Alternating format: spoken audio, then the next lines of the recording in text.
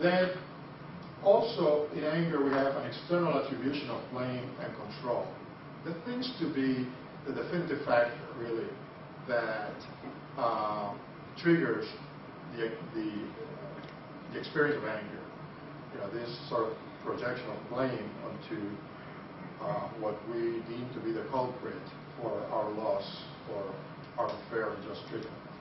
But I think probably all of us have experienced anger at some point, and probably if you look at it, most of the time, those two first points are there. You know, I think in most expressions of anger, even the healthy adaptive anger, there's certainly that sense of, I've been treated unfairly or unjustly, and there's somebody that seems to be, or an object, whether it's a person or an entity or organization, that seems to be responsible.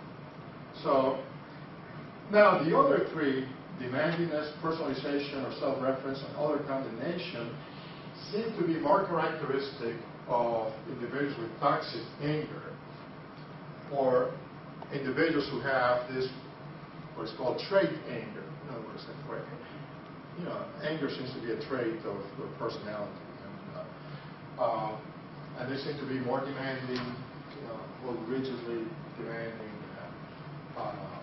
taking things personally, as opposed to adopting maybe a more philosophical, wider perspective, and also engaging in highly judgmental, demeaning views of other people.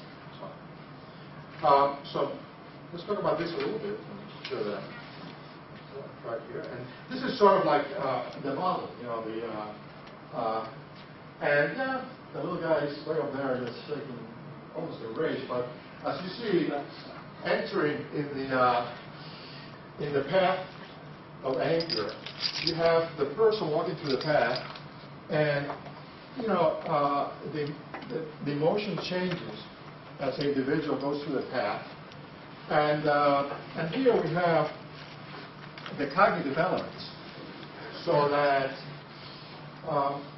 and when I work with individuals, I do focus and specialize on anger treatment.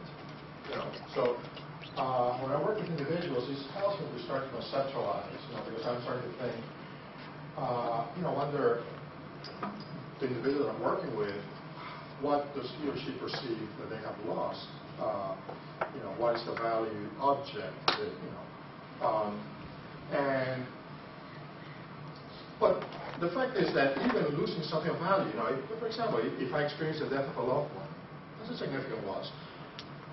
But I don't necessarily have to experience anger. I experience sadness, grief. If I lose, let's say, if you spend, something dear to me and I lose it, I may feel annoyed or frustrated, but not necessarily angry about it. So that the loss of a valued object really triggers the onset of a negative emotion that doesn't necessarily have to be anger. And Aaron Beck, in cognitive therapy, talks about how we all have this personal domain. So an abstract concept, but in this personal domain, we have objects that are dear to us. And these are individuals, could be memories, or could be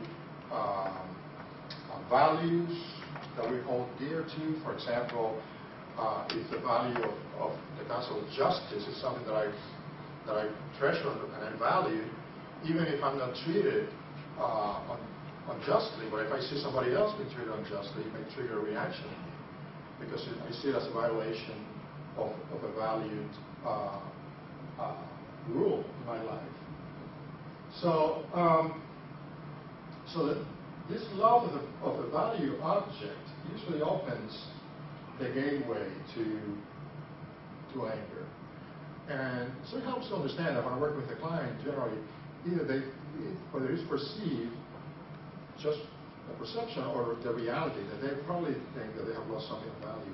And invariably, many times when I work with individuals with anger problems, and we start to talk about it, and I ask them, tell me, what about what happened makes you angry? I've had so many people that tell me, well, because I was disrespected, so and so disrespected me, and I never understood what that meant, disrespect. But the more that I talk to my clients, I realize that often they saw that as a diminishing of the self, of that because of this person's actions, that this person tried to devalue me or diminish me, and that certainly in itself, maybe for somebody else may not trigger anger, somebody else may just let it roll off his or her back, but for some individual, they grab that like a dog with a bone, just don't let go, and they just continue through the path. So that the next step, and this is sort of like the pivotal, the fulcrum, where it's the externalization of blame.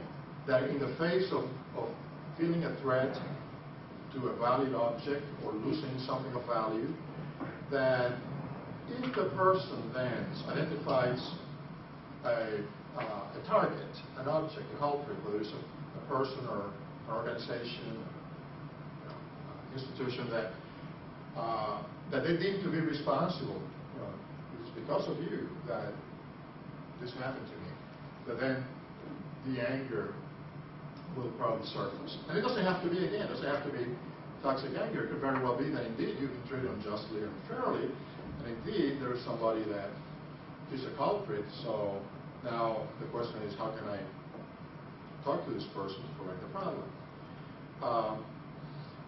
Beck makes a distinction. He talks about that when the blame is projected inwards in the face of a loss, and the blame is projected inwards in the form of, I'm not good enough, I'm a failure, I'm just, this sort of self-deprecatory talk, that then the outcome of doing that through a period of time is depression.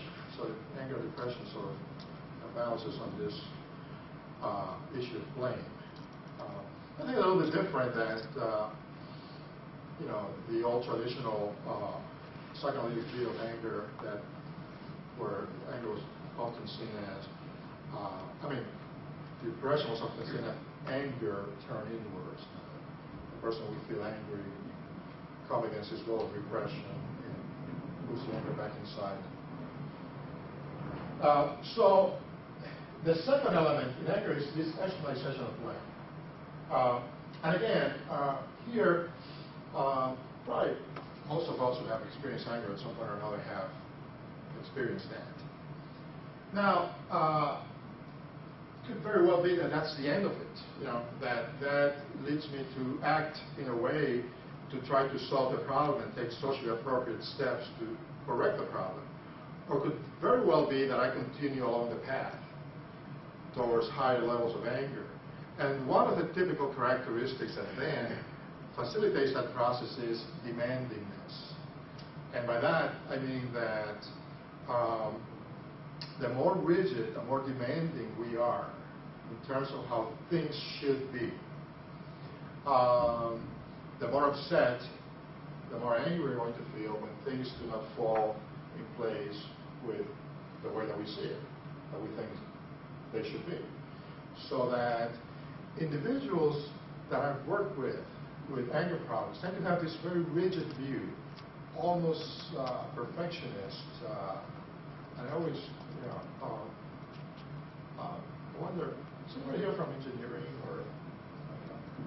The reason I said that because, nothing, I have some very questions, but for some reason, I've worked with an inordinate amount of men with anger. I do work a lot with men who are in that field, engineering, and where sometimes that rigidity of thinking is appropriate for the work they do. Certainly, it's almost, this very fine attention to detail and almost perfectionist. Certainly if I have somebody building my house, I don't want the person to say, well, the wall is 6 inches here and there. That's okay. Because I want it to be perfect. I want that lined up. The problem is